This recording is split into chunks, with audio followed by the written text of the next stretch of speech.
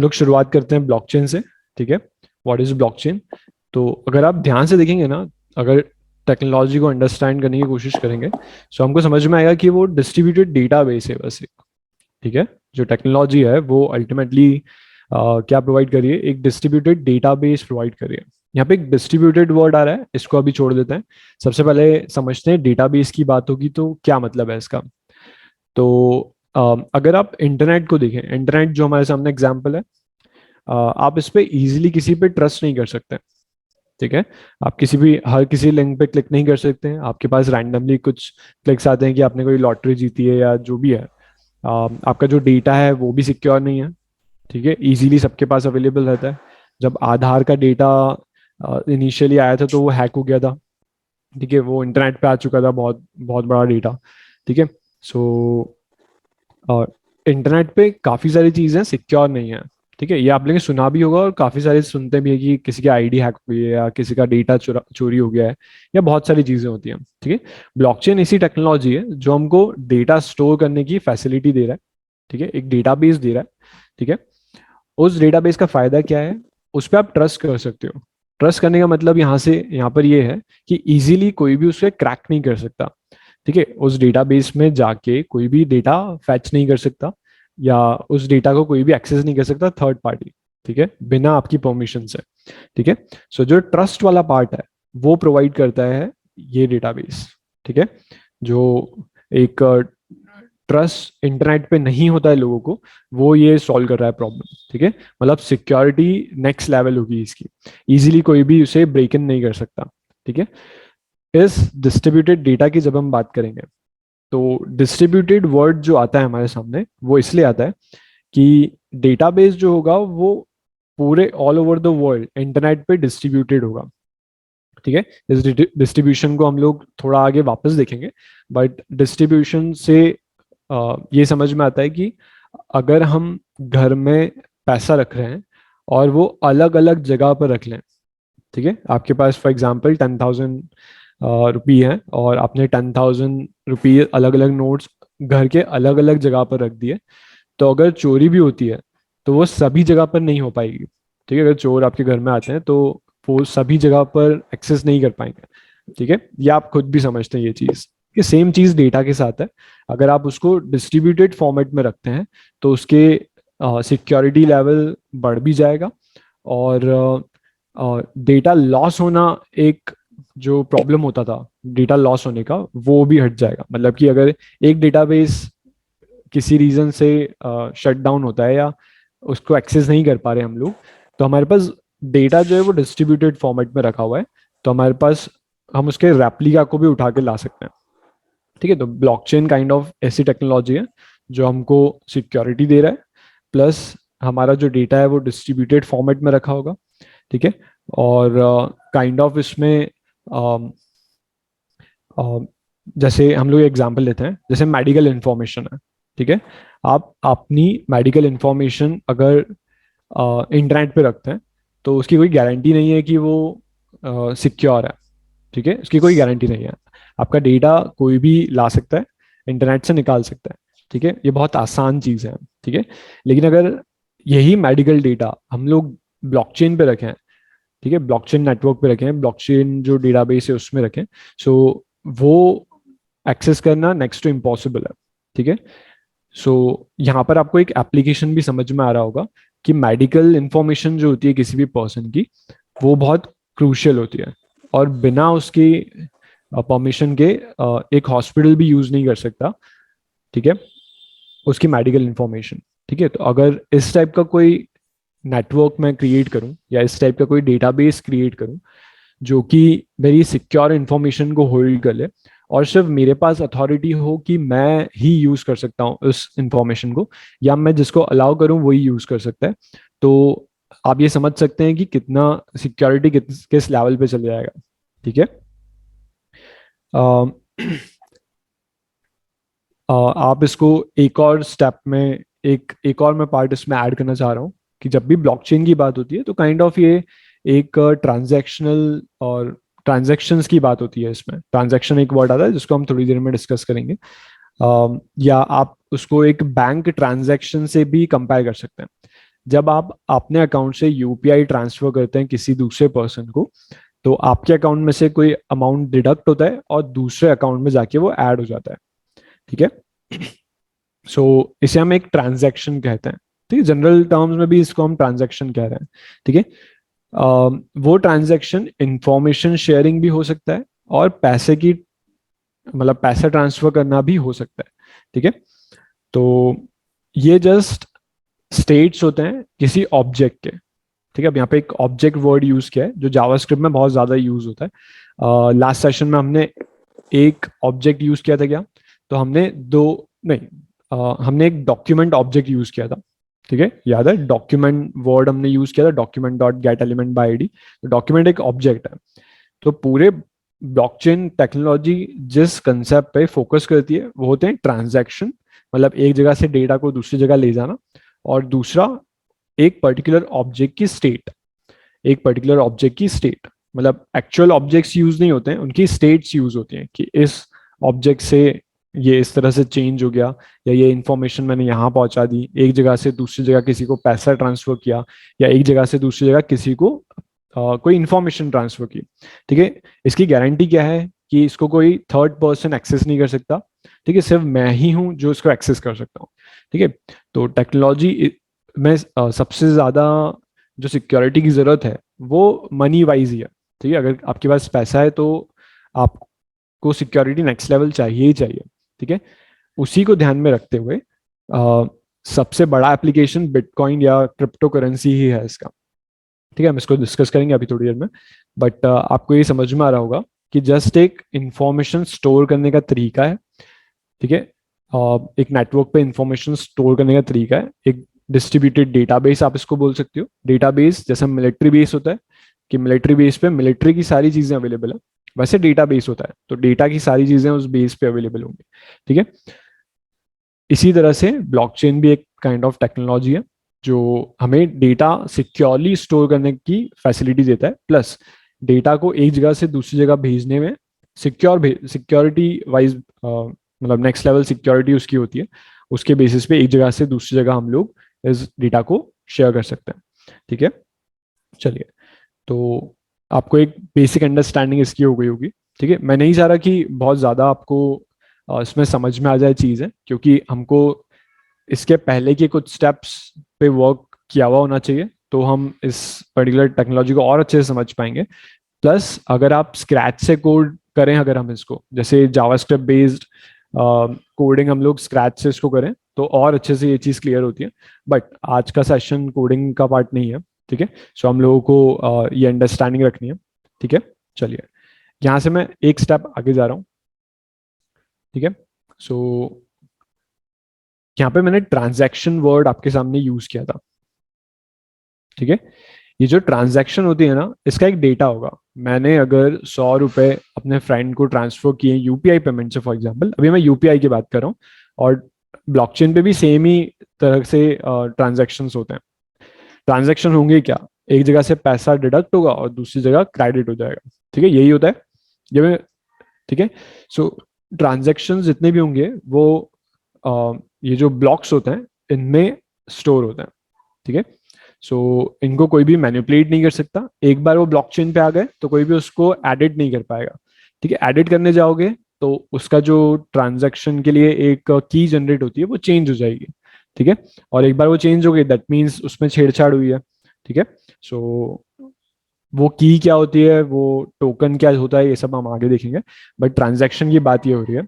अब यहाँ पे ब्लॉक्स ऑफ डेटा बोला गया है एक वर्ड। ठीक है, ब्लॉक एक वर्ड यूज किया गया है, और क्या मतलब है कि ब्लॉक्स जनरेट होते जाएंगे।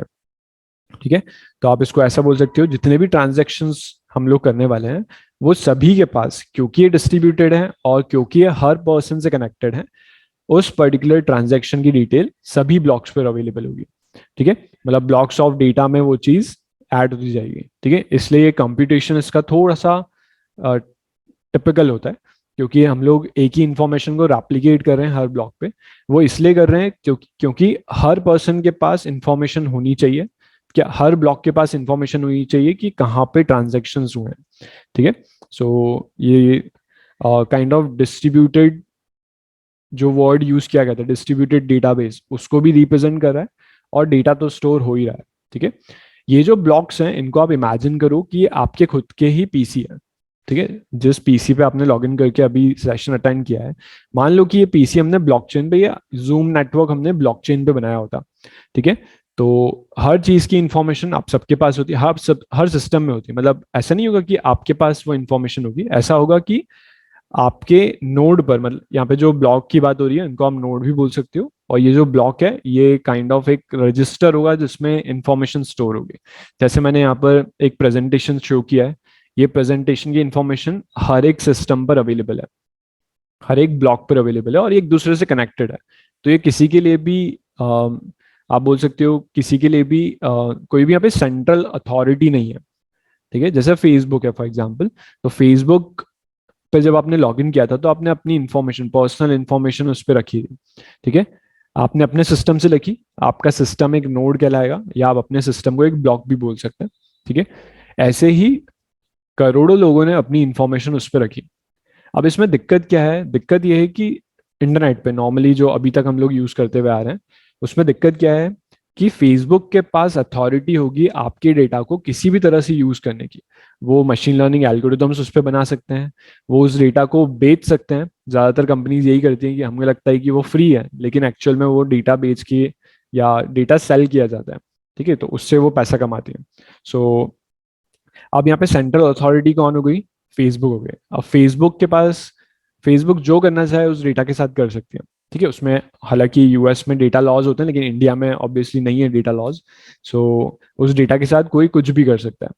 ठीक है, अब वो जो डेटा होगा आपकी इंफॉर्मेशन, वो कहीं पे सेल कर सकते हैं, उससे वो पैसा कमा सकते हैं। ठीक है, लेकिन अगर वो ब्लॉकचेन पे होता, ठीक है, तो आपके डेटा की इंफॉर्मेशन सिर्फ आपके पास ही होती। कोई भी आपकी एक पर्टिकुलर नोड पर आके, फॉर एग्जाम्पल आपके सिस्टम पर आके आपके नोड पे या ब्लॉक पे जो इंफॉर्मेशन आपकी पर्सनल है उसको कोई भी एक्सेस नहीं कर सकता। ठीक, किसी के पास भी वो नहीं होगा। अगर वो एक्सेस भी करना चाहेगा तो उसके पास एक की आएगी, उस की का क्या करना है वो उसको नहीं पता, या उसको डिक्रिप्ट नहीं किया जा सकता उस की को। ठीक है, सो इससे होगा क्या? इससे ये होगा कि आपकी पर्सनल इंफॉर्मेशन किसी भी सेंट्रल अथॉरिटी के पास नहीं होगी। ठीक है, सो यही इसका सबसे इम्पॉर्टेंट फीचर है ब्लॉकचेन टेक्नोलॉजी का, कि वो डेटा को किसी भी सेंट्रल अथॉरिटी के पास नहीं रखता है। ठीक है, इसीलिए थोड़ी ट्रिकी भी है। सो इस वजह से इंडियन गवर्नमेंट भी इसको पूरी तरह से मतलब ऐसा बोला जा रहा है कि इलीगल नहीं है। ठीक है, ब्लॉकचेन यूज करना इलीगल नहीं है। ठीक है, और लीगल पे उन्होंने कोई कमेंट नहीं दिया है। ठीक है, मतलब क्रिप्टो करेंसी की जब बात होती है। ठीक है, चलिए, तो आई थिंक आपको एक बेसिक समझ में आया होगा। ठीक है, मेरी इंफॉर्मेशन मेरे पास ही रहनी चाहिए, ये किसी वर्ल्ड में किसी भी पर्सन के पास मेरी इंफॉर्मेशन नहीं होनी चाहिए। ठीक है, बिना मेरी परमिशन के। ओके, चलिए यहाँ से आगे बढ़ते हैं। सो यहाँ पर एक वर्ड आप लोगों ने सुना होगा, और ये बहुत वायरल भी हुआ था, और अभी क्रिप्टो करेंसी की मार्केट में डिमांड भी बहुत है। ठीक है, सो जिस जो सबसे पहली करेंसी है क्रिप्टो करेंसी, वो बिटकॉइन है। हालांकि इसके पहले भी कुछ कॉइन्स आए थे, लेकिन वो इतने फेमस नहीं हुए ऑब्वियसली एल्गोरिदम की वजह से। बट बिटकॉइन सबसे वाइडली यूज क्रिप्टो करेंसी है। ठीक है, क्रिप्टो करेंसी, यहाँ पे दो वर्ड्स आ रहे हैं, क्रिप्टो एंड करेंसी। ठीक है, इसको अपन समझते हैं। बट बिटकॉइन जो अभी तक आप लोगों ने सुना होगा, या राइट साइड आपको जो लोगो दिख रहा है, वो क्रिप्टो करेंसी का एक लोगो है। इसको आप इमेजिन कर सकते हैं कि ऐसी करेंसी जो फिजिकली अवेलेबल नहीं होगी। ठीक है, ऐसी करेंसी, ऐसा नहीं हो सकता कि आप अकाउंट में गए, आपके बैंक में गए, बैंक में जाके आपने क्रिप्टो करेंसी एक्सचेंज से उसे पैसे में कन्वर्ट कर लिया, या आपने हाथ में पकड़ लिया उस बिटकॉइन को। ऐसा नहीं होगा। बिटकॉइन पूरी तरह से डिजिटल करेंसी है। ठीक है, डिजिटल करेंसी मतलब कि या तो आप पैसे ट्रांसफर कर दो, या तो क्रेडिट हो जाएंगे आपके अकाउंट में, आप उसको हाथ में नहीं ले सकते। आप इसको ऐसा सोचिए, आप बोलोगे कि अब तो मैं, सब लोग बोलते हैं कि मैंने क्रिप्टो करेंसी क्रिप्टो कॉइन बेच दिए, और या बिटकॉइन बेच के मैंने इतने लाख रुपए कमा लिए। तो खैर वो तो आप डॉलर्स में कन्वर्ट करके देन फिर अपने अकाउंट में से निकाल सकते हैं। लेकिन अगर ऐसा हो जाए कि बिटकॉइन ही एक करेंसी है ऑल ओवर वर्ल्ड में, और कोई भी दूसरी करेंसी अवेलेबल नहीं है। ठीक है, मतलब कि कोई भी दूसरे जैसे इंडियन करेंसी आईएनआर जो होता है, जो आईएनआर होता है, और ना जैसे डॉलर्स की बात होती है, तो ये सब अलग अलग करेंसीज हैं। ओके। अगर आप उसको एक करेंसी में कन्वर्ट कर दें तो वो सिर्फ डिजिटल अवेलेबल होगी, उसका कोई फिजिकल एग्जिस्टेंस नहीं होगा। ठीक है। काइंड ऑफ ये एक वर्ड और मैं इसमें ऐड करना चाह रहा हूँ, आप इसको डिजिटल फिंगरप्रिंट भी बोल सकते हो, डिजिटल फिंगरप्रिंट भी बोल सकते हो। ओके। चलिए, तो इसमें दो वर्ड्स आ रहे हैं, क्रिप्टो और करेंसी। ठीक है। क्रिप्टो जो होता है वो क्रिप्टोग्राफी से आया है। ठीक, क्रिप्टोग्राफी एक कंसेप्ट है, इंटरनेट पे अवेलेबल है। ठीक है, उससे आया है। और करेंसी आप लोगों को पता है, जैसा इंडियन करेंसी है वैसे ही डॉलर्स अवेलेबल है हमारे पास। ठीक है। हर कंट्री के पास अपनी खुद की करेंसी है। ठीक है। और क्रिप्टोग्राफी की जब बात होगी, इसका क्या मतलब है एग्जैक्टली exactly? ठीक, क्रिप्टोग्राफी की जब बात होगी तो मैं आपको एक सिंपल सा एग्जांपल देता हूँ। जैसे क्रिप्टोग्राफी का मतलब होता है आपको एक नाम को या किसी भी मैसेज को, जैसे जो एजेंसीज होती है, बड़ी बड़ी एजेंसीज होती हैं, या कोई भी स्पाई मूवी आपने देखी होगी, या उसमें क्या होता है जब हम एक जगह से दूसरी जगह पे स्पाइज एक दूसरे से कम्युनिकेट करते हैं तो वही सिक्योर चैनल पे करते हैं, या जो भी मैसेज भेजते हैं वो एक क्रिप्टोग्राफी का यूज किया हुआ होता है उस मैसेज में। फॉर एग्जाम्पल, मैंने लिखा दिस इज एन एप्पल। ठीक है, मेरे पास एक एग्जाम्पल है, दिस इज एन एप्पल। इस एप्पल को मैं क्रिप्टोग्राफी में कैसे लिखूंगा? मैं हर एक वर्ड को एक दूसरे वर्ड में कन्वर्ट करूंगा। ठीक है। और जैसे मैंने आप में से सिर्फ किसी एक पर्सन को क्रिप्टोग्राफी मैं कौन सी यूज करता हूँ वो मैंने आपको बता के रखा है। ठीक है। अगर मैं यहाँ पे दिस इज एन एप्पल मेरे क्रिप्टोग्राफी के जो मैथड्स हैं उस फॉर्मेट में लिखा हुआ है, मतलब कि THIS जो दिस लिखा हुआ है उसमें आप हर एक कैरेक्टर में जैसे टी के बाद क्या आता है? ठीक है, टी का नेक्स्ट वर्ड होता है यू। तो मैंने क्या किया, टी को हटा के यू से रिप्लेस कर दिया। ठीक है। और एच को हटा के आई से रिप्लेस कर दिया, आई को हटा के जे से रिप्लेस कर दिया, ऐसे एक स्टेप आगे बढ़ा दिया। ठीक है। तो आप समझ सकते हैं कि this is an apple convert हो जाएगा उसके आगे वाले एक कैरेक्टर में। ठीक है। अब आप उसको पढ़ेंगे तो आपको समझ में नहीं आएगा ऑब्वियसली, मैं अगर वो मैसेज किसी और को देता हूँ आप में से तो आपको समझ में नहीं आएगा। बस उसी पर्सन को समझ में आएगा जो जिसको मैंने सिखाया था कि मैं क्रिप्टोग्राफी कौन सी मेथड यूज कर रहा हूँ। बात समझ में आई आपको? ठीक है। सो वही चीज यहाँ पे ध्यान रखनी है। इस क्रिप्टोग्राफी का मतलब ये होता है, और ये बहुत पुरानी मेथड्स यूज हो रही है, मतलब ये बहुत पुरानी टेक्नोलॉजी है कि क्रिप्टोग्राफी, जब एक कोडेड मैसेज एक जगह से दूसरी जगह भेजना होता था या पेपर पे लिख के भेजना होता था, या जब जैसे आप मूवीज में देखती हो तो टेररिस्ट कम्युनिकेशन करते हैं तो वो कुछ ऐसा स्लैंग्स यूज करते हैं या कुछ ऐसे वर्ड्स यूज करते हैं जो नॉर्मल दिखते हैं लेकिन एक्चुअल में इंटरनल वहां पे कुछ और वर्ड यूज हो रहा है। ठीक है, वो वही समझ सकता है जो उस मेथड को समझता है। क्रिप्टोग्राफी का मतलब ये होता है। क्रिप्टो करेंसी का मतलब क्या होगा? करेंसी ऐसी चीज है जो क्या करेगी, ऑब्वियसली करेंसी मतलब कि मैं कुछ दे के कुछ खरीद सकता हूँ। ठीक है। और क्रिप्टो वर्ड इसमें आ गया क्योंकि ये सिक्योरिटी को रिप्रेजेंट कर रहा है। ठीक है। हाईली सिक्योर्ड करेंसी जो होती है उसको आप क्रिप्टो करेंसी बोल सकते हो। वही मेथड्स मैं उस करेंसी पे लगाऊंगा ताकि कोई दूसरा पर्सन उसको एक्सेस नहीं कर पाएगा, सिर्फ वही एक्सेस कर पाएगा जिसको मैं वो पैसा ट्रांसफर कर रहा हूँ। ठीक है, कोई भी चोरी नहीं कर सकता उसकी। ठीक है, हाईली सिक्योर ये रहेगा। ठीक है। सो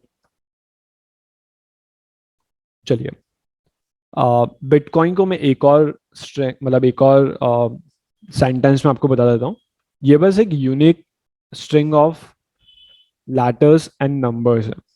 ठीक है, बिटकॉइन क्या है? Unique string of letters and numbers. ठीक है।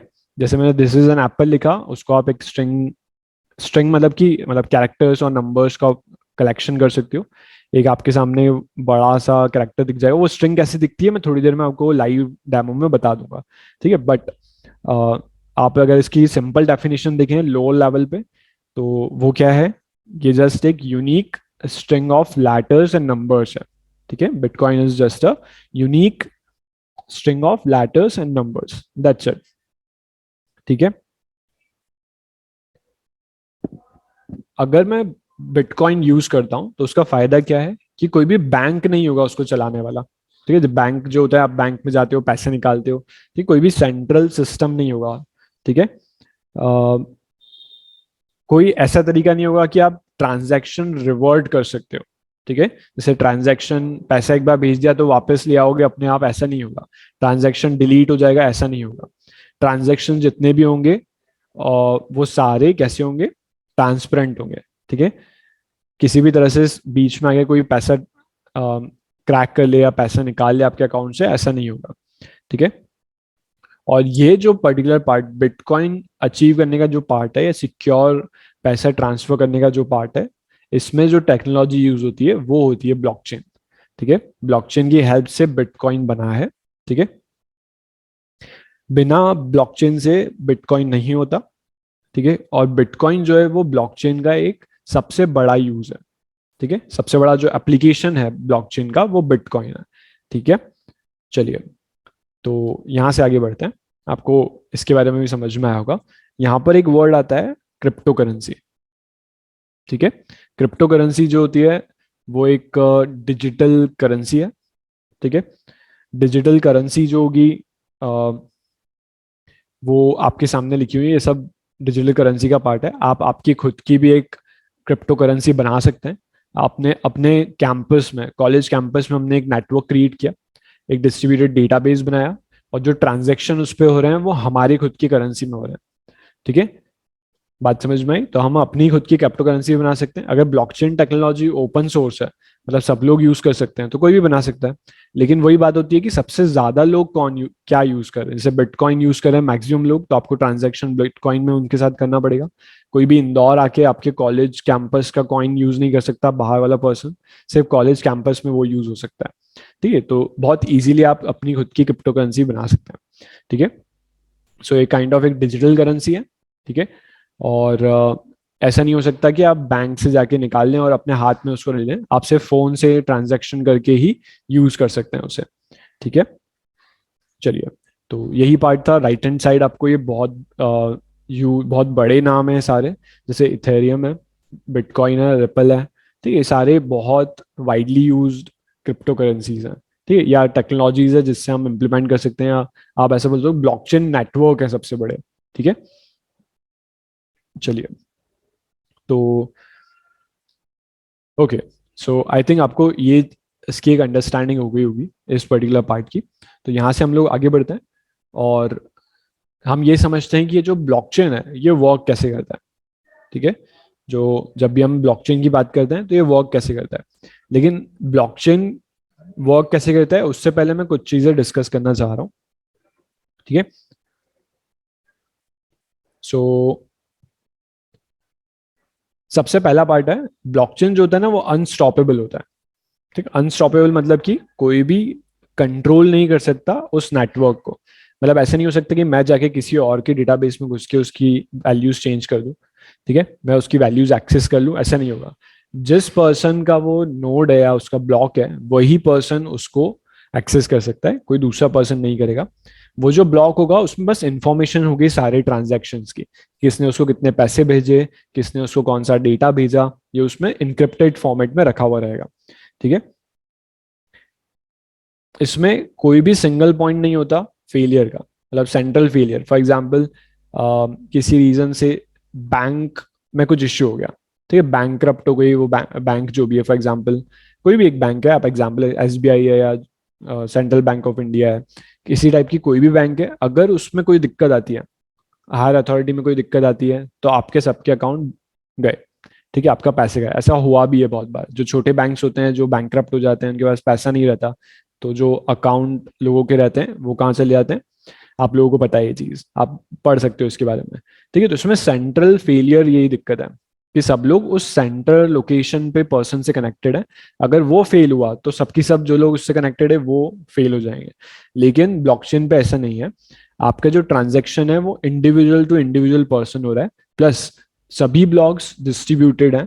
अगर एक डिलीट भी हो जाता है या एक कहीं पे कुछ इशू आ जाता है, तो वो दूसरे, उसकी इंफॉर्मेशन दूसरे ब्लॉक पे रहेगी जो सिर्फ आप ही एक्सेस कर सकते हो और दूसरा कोई पर्सन नहीं कर सकता। ठीक है, चलिए, एक्सेसिबिलिटी क्या है इसकी, तो जहाँ पे भी इंटरनेट है वहाँ पे आप इजीली एक्सेस कर सकते हो। ठीक है, आप किसी भी क्लाइंट से कनेक्ट कर सकते हो, टेक्नोलॉजी से कनेक्ट कर सकते हो, ठीक है। इसमें एक और इसका फायदा है, दैट इज वेरीफाइबिलिटी।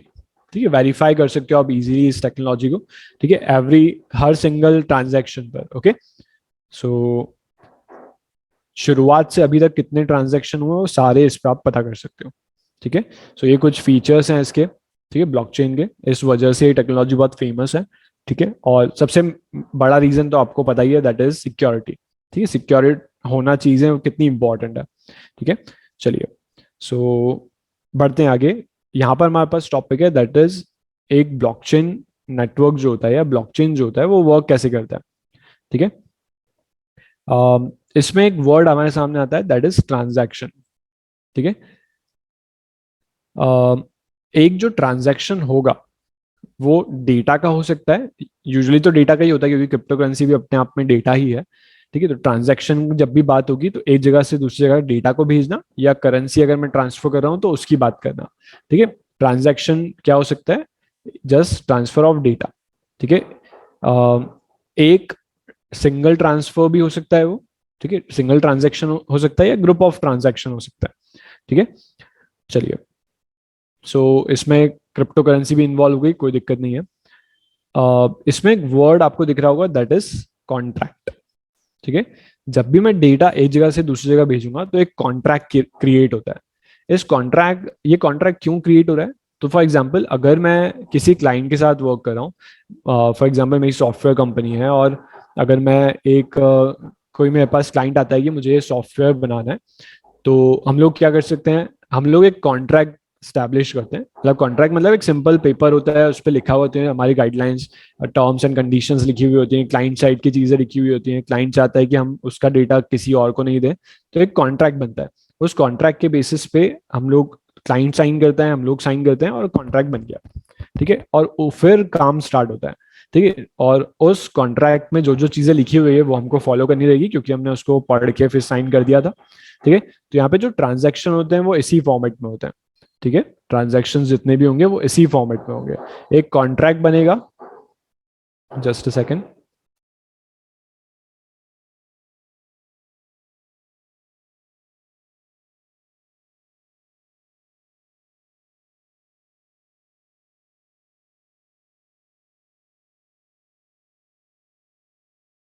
ठीक है। सो ये जो ट्रांजैक्शन होंगे वो कॉन्ट्रैक्ट के फॉर्मेट में होंगे,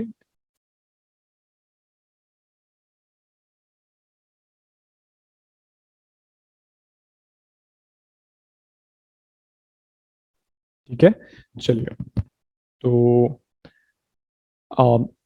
ट्रांजैक्शन आपको समझ में आ गया होगा, एक सिंपल सा डिजिटल कॉन्ट्रैक्ट उसको बोला जाएगा, और उस डिजिटल कॉन्ट्रैक्ट में हम लोग डेटा सेंड कर सकते हैं एक जगह से दूसरी जगह पे, ठीक है।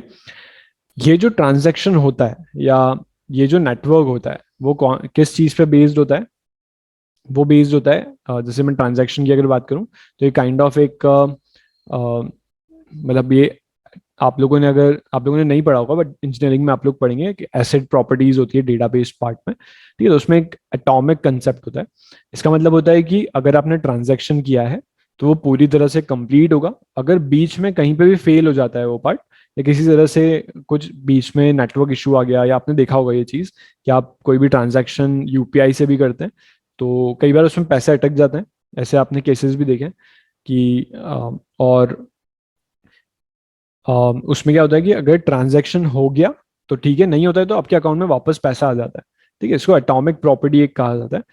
जितने भी ट्रांजैक्शंस होते हैं ब्लॉकचेन पे वो इसी प्रॉपर्टी को फॉलो करते हैं। मतलब कि या तो ट्रांजैक्शन पूरा होगा, एक जगह से पैसे कटे हैं तो दूसरी जगह पहुंच जाएंगे, ठीक है। और अगर बीच में किसी रीजन से वो ट्रांजैक्शन इनकम्प्लीट रह गया तो वो पूरी तरह से ट्रांजैक्शन कैंसिल कर दिया जाएगा, ठीक है। वो ट्रांजैक्शन नहीं कहलाएगा। ये मोस्ट इंपॉर्टेंट प्रॉपर्टी है, ठीक है। या तो पूरा होगा या तो होगा ही नहीं, ठीक है। चलिए, तो ट्रांजैक्शन की ये सबसे इंपॉर्टेंट प्रॉपर्टी है, ठीक है। चलिए, अम, ये जो ब्लॉकचेन होता है किस टाइप के नेटवर्क पे वर्क करता है, तो यहाँ पे पीयर टू पीयर एक नेटवर्क होता है, उस पे ये वर्क करता है, ठीक है। तो पीयर टू पीयर एक पुराना कंसेप्ट है। इसका मैं एग्जांपल आपको देता हूँ, दैट इज टोरेंट। आप लोगों ने अगर यूज किया हो तो आई थिंक नहीं किया होगा आप लोगों ने, बट टोरेंट एक पीयर टू पीयर नेटवर्क है जिसपे आपको इंटरनेट पे काफी सारी चीजें मिल जाएगी। आप मूवीज डाउनलोड कर सकते हो, आप किसी किसी स्टडी मटेरियल इजीली वहां पे मिल जाएगा, आपको फ्रीली अवेलेबल होता है। हालांकि वो इलीगल भी है कई बार, ऐसा भी बोला जाता है उसे, बट आपको सारी इंफॉर्मेशन उस पर मिल जाएगी। वो पीयर टू पीयर नेटवर्क है, इसलिए उसको पूरी तरह से हटाया नहीं जा सकता। ठीक है। पीयर टू पीयर नेटवर्क को समझने के लिए जितने भी ट्रांजैक्शन होते हैं ब्लॉकचेन के, वो पीयर टू पीयर नेटवर्क के होते हैं। और पीयर टू पीयर नेटवर्क जो होता है वो रिप्रेजेंट करता है डिस्ट्रीब्यूटेड पार्ट को। मतलब कि जितना भी डेटा होगा वो डिस्ट्रीब्यूटेड फॉर्मेट में होगा। अगर आप एक को शट डाउन भी कर देते हैं तो वो दूसरी जगह अवेलेबल है, रेप्लिका उसका अवेलेबल है दूसरे नेटवर्क पे। ठीक है। तो अगर आप इसको समझे ध्यान से तो ये कुछ ऐसा दिखता है। ठीक है। ये एग्जैक्टली इसमें लाइंस नहीं दिखी होगी, मैं बता देता हूँ। ये क्लाइंट सर्वर, मतलब कि क्लाइंट मतलब आपका सिस्टम। जब आप google.com पे जाते हैं तो वो सर्वर से इंटरेक्ट करता है। मतलब आपकी जो रिक्वेस्ट होती है google.com की आपके क्लाइंट साइड पे, क्लाइंट मतलब आप खुद, क्लाइंट साइड मतलब कि आपका सिस्टम, वहां से आप रिक्वेस्ट भेजते हो गूगल पे जाने के लिए। और सर्वर जो होता है वो गूगल की जो भी वेबसाइट होती है या इंफॉर्मेशन होती है, रिस्पॉन्स होता है, वो लाके आपके क्लाइंट साइड पे शो करता है। ठीक है। इसमें दिक्कत क्या है, ये नॉर्मल क्लाइंट पे जाएगा, वापस उससे इंटरेक्ट करेगा। इस सिस्टम से मैं दूसरे सर्वर पे गया, तीसरे सर्वर पे गया, चौथे सर्वर पे गया। ठीक है। लेकिन मैं इन दोनों के बीच में ही कनेक्टेड हूँ। ये सारे डिवाइसेस एक दूसरे से कनेक्टेड नहीं है। ठीक है। लेकिन पीयर टू पीयर नेटवर्क में ऐसा होता है। ठीक है। ये इससे भी कनेक्टेड है, ये ए डिवाइस बी से भी कनेक्टेड है, बी जो है वो सी से कनेक्टेड है, सी जो है ए से कनेक्टेड है। ठीक, काइंड ऑफ एक स्टार टाइप ये बना रहा है। ठीक है। ये पीयर टू पीयर नेटवर्क बोला जाता है इसे। इसका फायदा क्या है? इसका फायदा है कि कोई भी एक शटडाउन हो गया तो बाकी लोग तो एक दूसरे से कनेक्टेड है ही सही। ठीक है। अगर कोई नेटवर्क में से बाहर भी हो गया, ठीक है, तो दैट्स इट, कोई दिक्कत नहीं है। ठीक है। अगर ये सेंडर जो है वही बाहर हो गया तो किसी से दूसरा किसी का कोई कनेक्शन नहीं है। अगर यहाँ से सेंडर बाहर हो गया तो बाकी सब तो ऑलरेडी कनेक्टेड है। तो पीयर टू पीयर का ये फायदा है और इसी पे बेस्ड होता है ब्लॉकचेन नेटवर्क। ठीक है।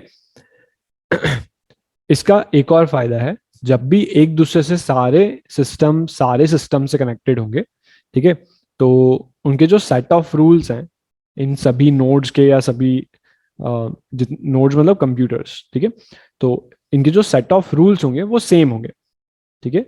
सेम एग्जीक्यूशन होगा। अगर कोई डिलीट भी हो जाता है, एक सिस्टम अलग भी हो गया, तो बाकी सबको पता है क्या रूल से चलना है। ठीक है। ओके। जब भी एक ट्रांजैक्शन परफॉर्म होगा, पैसे का हो या डेटा का हो, इस सेंडर डिवाइस ए से डिवाइस बी पर कोई इंफॉर्मेशन गई, ठीक है, या कोई डेटा गया, ठीक है, वो ब्लॉकचेन पर ऐड हो जाएगा।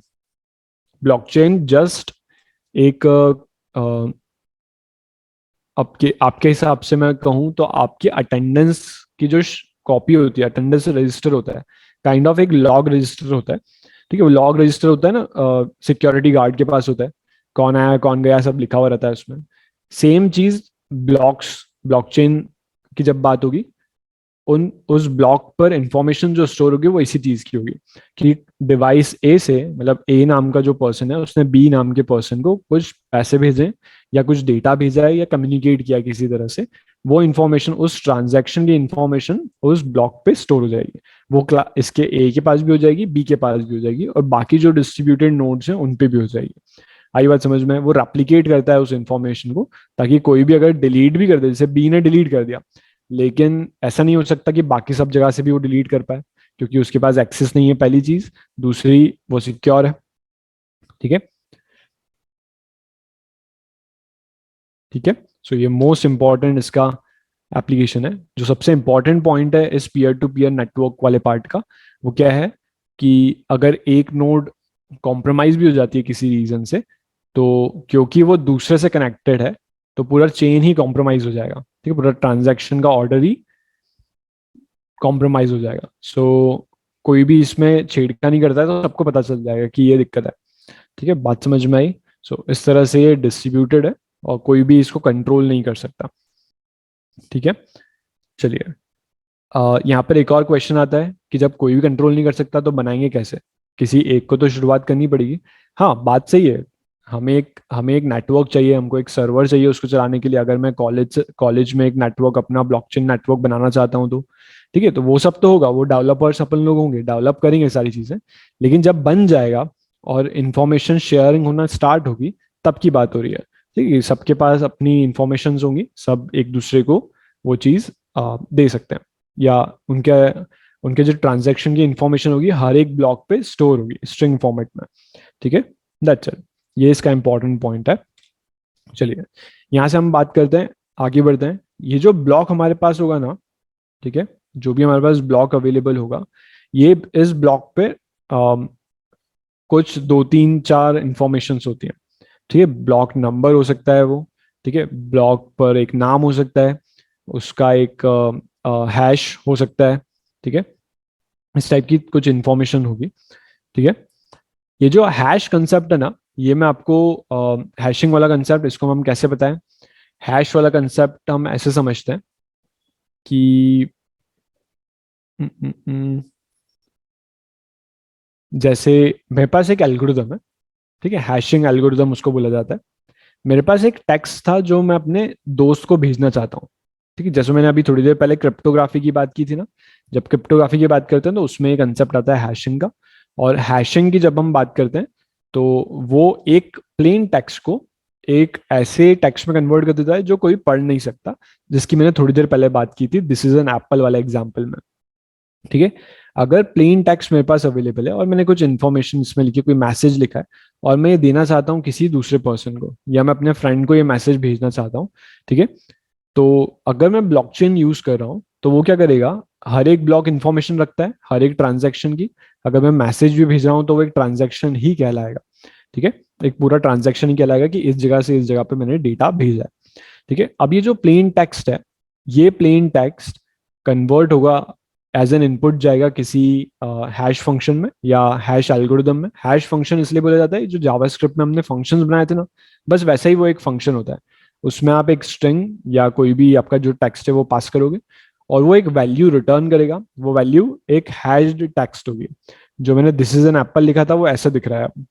अब कोई थर्ड पर्सन इसको पढ़ सकता है क्या? नहीं पढ़ सकता। कोई इसको क्रैक कर सकता है? नहीं कर सकता। वो सोच नहीं सकता ना मैंने क्या सोच के अपनी क्रिप्टोग्राफी यूज की है, इसमें कौन सी हैशिंग एल्गोरिदम यूज की है। ठीक है, ये कैसे पता चलेगा? ठीक है, बात समझ में आई?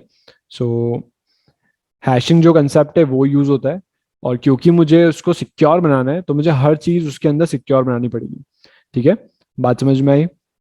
ये हमारा कोर कंसेप्ट है ब्लॉकचेन का। हर चीज, हर ट्रांजैक्शन जो स्टोर होगा वो इस फॉर्मेट में ही होगा, हैश्ड टेक्स्ट के फॉर्मेट में होगा।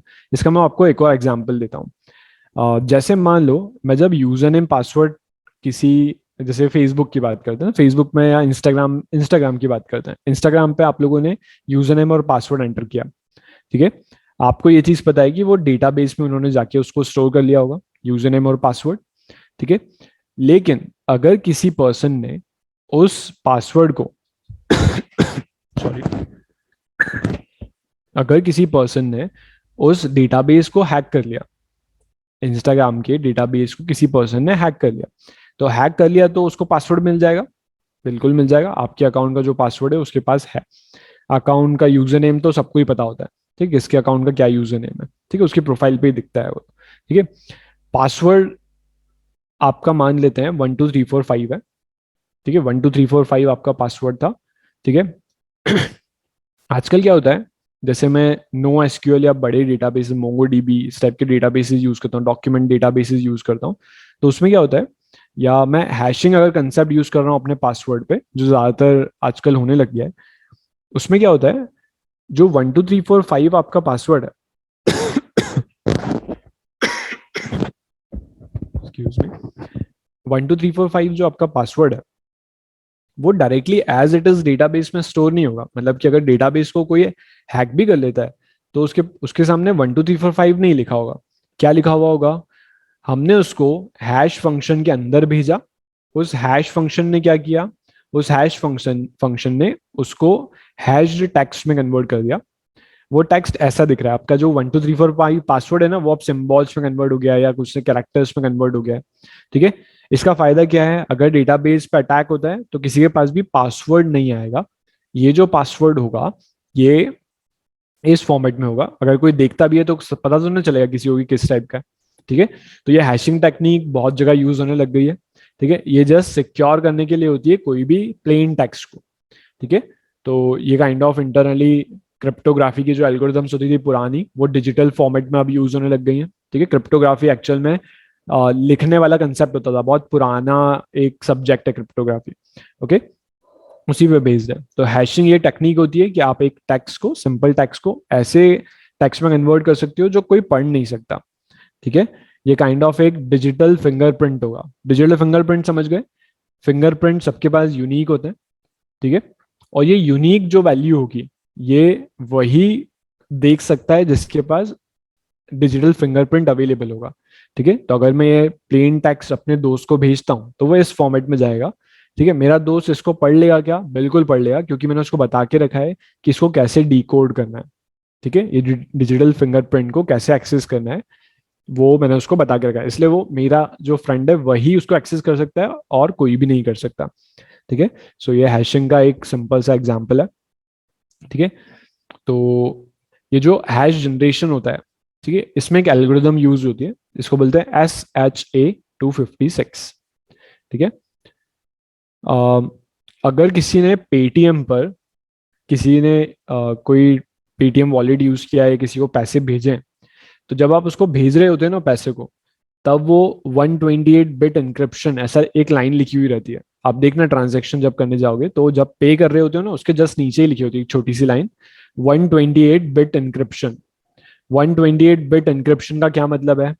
इसका मतलब ये है कि जब हमने दिस इज एन एप्पल को एक एक वर्ड कन्वर्ट करके, जैसे मैंने आपको बताया था, टी को हमने क्या बना दिया? यू बना दिया, एच को आई बना दिया, आई को जे बना दिया, ठीक है, एस को यू बना दिया या आर बना दिया, जो भी एक एक कैरेक्टर आगे खसका दिया इंटरनली। ठीक है, ऐसा कितनी बार वो करेगा? 256 जो है वो कितने इटरेशन लगाएगा? 256 लगाएगा। जब पेटीएम पे आप ट्रांजैक्शन करते हो तो 128 बिट इंक्रिप्शन यूज करता है। उस बिट इंक्रिप्शन का मतलब है कि आपका जो ट्रांजैक्शन इंफॉर्मेशन है वो 128 बार क्या हुई है? हैश में कन्वर्ट हुई है। 128 बार वो हैश जनरेट हुआ है। ठीक है, मतलब एक बार तो हो गया, ये एक बार हो गया आपके सामने, इसके बाद फिर से होगा, इसके बाद फिर से होगा, ऐसा 128 टाइम्स होगा। अगर कोई एक्सेस भी कर लेता है या क्रैक भी कर लेता है तो उसको कौन सा मिलेगा? जैसे 128 टाइम जब हमने किया तो उसने क्रैक किया, तो उसको 127th वाला टैक्स मिला। 127th वो ट्रैक करेगा तो 126 मिला। ऐसे वो 1 तक आएगा तब जाके उसको प्लेन टैक्स मिलेगा, और उसको ये करने में करोड़ों साल लग जाएंगे, क्योंकि इसको ब्रूट फोर्स जो आप कोई भी अप्लाई लगाएं या कोई भी बड़े से बड़ा सिस्टम यूज कर लें, फास्ट से फास्ट चला दें, तो सालों लग जाएंगे इस मैसेज तक आने में उसको। ठीक है, तो ये इसका आप समझ सकते हैं कि मैंने सिर्फ कोड डिकोड करने के लिए कितनी दिक्कत लगेगी। कोई भी पर्सन अगर हमारे सामने आता है जिसको ये नहीं पता कि कैसे इसको डिकोड करना है। ठीक है, तो SHA-255 एक एल्गोरिदम होती है, इसका यूज करके बनाया जाता है, ये कॉमनली यूज एल्गोरिदम है। ठीक है, ये मतलब बहुत सारे एल्गोरिदम्स है, उसमें से एक मैंने एग्जांपल दिया SHA। ठीक है, जो 256 है वो जस्ट इसकी कॉम्प्लेक्सिटी है, इक्वेशन की कॉम्प्लेक्सिटी 256 है। इसको सॉल्व करने में मिलियंस ऑफ ईयर्स लग जाएंगे। ठीक है, सो ये हैश जनरेशन इस टाइप की किसी एल्गोरिदम से होता है। वो डिपेंड करता है कि कौन सी एल्गोरिदम यूज हो रही है। ये जो SHA है ये आपको आगे चल के जब आप डेवलपमेंट करेंगे, वेब डेवलपमेंट, तो आपको जब आप गेट यूज करेंगे तो वहां पर आपको ये वर्ड दिखेगा SHA। ठीक है, तो समझ जाना कि वहां पे इस टाइप की SHA एल्गोरिदम का यूज किया गया है इनक्रिप्ट करने के लिए चीजों को। ठीक है, तो हर कोई उसको एक्सेस नहीं कर पाएगा। ठीक है, चलो, सो इसका एक हम एग्जाम्पल लेते हैं। जितने भी विकीपीडिया पेजेस हैं, विकीपीडिया आप लोगों ने मैंने स्टोरिंग पासवर्ड वाला आपको बता दिया कि password as it is database में स्टोर नहीं होता, हैश फंक्शन के थ्रू कन्वर्ट होता है पहले, फिर यूज होता है। ठीक है, हैश फंक्शन के थ्रू कन्वर्ट होता है एक हैश स्ट्रिंग में, फिर वो डेटाबेस में स्टोर होता है। अगर डेटाबेस को कोई थर्ड पर्सन एक्सेस भी करता है तो वो उसको स्ट्रिंग मिलती है, एक्चुअल डेट पासवर्ड नहीं मिलता। ठीक है, दूसरा एग्जाम्पल हम लेते हैं विकीपीडिया पेजेस का। जितने भी विकिपीडिया पेजेस हैं उसको कोई भी एडिट कर सकता है, ये हमको पता है। ठीक है, अगर मैं ब्लॉकचेन नेटवर्क पे विकिपीडिया पेजेस को रख दूं, ठीक है, और अ, मैं हैश अप्लाई करूं हर एक विकिपीडिया पेज पर, तो क्या होगा? अगर कोई छोटा सा भी चेंज करता है, ठीक है, हमें ये चीज पता है कि जब इस टेक्स्ट को कन्वर्ट किया था हमने इस हैश्ड टेक्स्ट में, अगर मैं इसमें छोटा सा भी चेंज करूंगा तो ये स्ट्रिंग भी तो बदलेगी, ये जो हमारा हैश्ड कोड है ये भी तो बदल जाएगा, ठीक है। तो अगर विकिपीडिया पेज पर कोई एक कॉमा भी चेंज करता है तो मेरा जो हैश का आउटपुट होगा ना वो बदल जाएगा। हैश का आउटपुट अगर बदल गया दैट मीन्स मुझे पता चल जाएगा कि किसी ने छेड़छाड़ की है विकिपीडिया पेज पर। आई बात समझ में? ठीक है। सो अगर वो मैच नहीं करता प्रीवियस हैश से, दैट मीन्स किसी ने गड़बड़ की है, ठीक है। सो वहां इसका यूज हो सकता है, मतलब इंफॉर्मेशन में कोई छेड़छाड़ करेगा तो हमको पता चल जाएगा, ठीक, कोई भी उसमें एडिट नहीं कर सकता, ठीक है। और इसका एक और फायदा क्या है कि आपको पूरा डेटा स्टोर करने की जरूरत नहीं है, आप बस ये हैश स्टोर कर लो उसका, ठीक है।